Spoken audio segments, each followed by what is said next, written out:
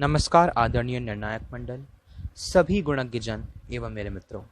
मैं दिए गए विषय का विरोध करते हुए ये पूछना चाहता हूं कि इंग्लिश कब से स्वीकार्य भाषा बन गई और कब से ये प्रकाशित होने योग्य बन गई। यदि हिंदी और अंग्रेजी भाषा का इतिहास खोलकर देखा जाए तो ज्ञात होगा कि ये भाषाएं कितनी प्राचीन हैं, वैज्ञानिक और मानसिक रूप से, मौखिक और लिखित रूप से कितनी मानक हैं। ये आजकल की निर्मित भाषाएं नहीं हैं, ये भाषाएं धरोहर हैं।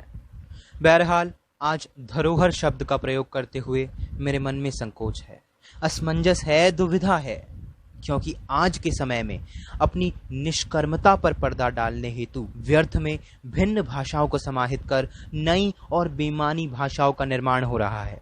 यहाँ मौजूद कई लोग ये प्रश्न करेंगे कि चूंकि भाषा की परिभाषा है विचारों का सुचारू आदान प्रदान, तो क्यों न किया जाए पौराणिक सी इन भाषाओं का अनुसंधान।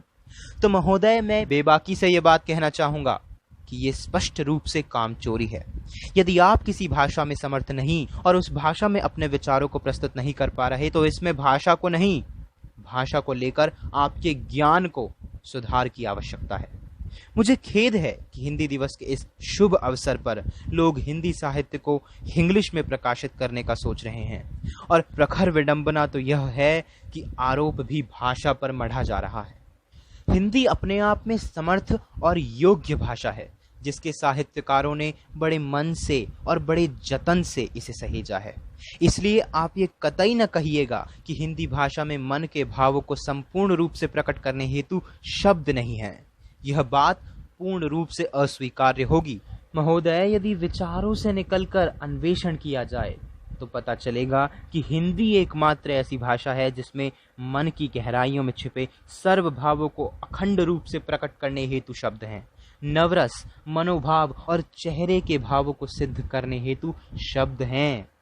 आप मुझे बताइए, किंग कर्तव्य विमूढ़ को आप इंग्लिश में क्या कहेंगे या अंग्रेजी में इसे क्या कहेंगे? आप नहीं बता पाएंगे, क्योंकि आपकी अंग्रेजी भाषा में प्रतिवर्ष औसतन 1100 नए शब्दों को जोड़ा जाता है, अर्थात उस भाषा में सभी भावनाओं को प्रकट करने हेतु शब्द नहीं पाए जाते। भाषा की निरंतर शुद्धता के साथ मुंशी प्रेमचंद ने जो साहित्यिक रचनाएं की हैं, उन्हें इंग्लिश में अनुवादित करना साहित्य का हनन होगा। गोदान और बूढ़ी काकी जैसी रचनाओं का किस प्रकार अनुवाद करेंगे? क्या वह संवेदना बरकरार रहेगी? कैसे चलेगी अनुवादक की कलम? ये तो दो कलमों और दो कलमकारों के बीच द्वंद्व सिद्ध होगा, और सभी युद्ध महाविनाशकारी होते हैं।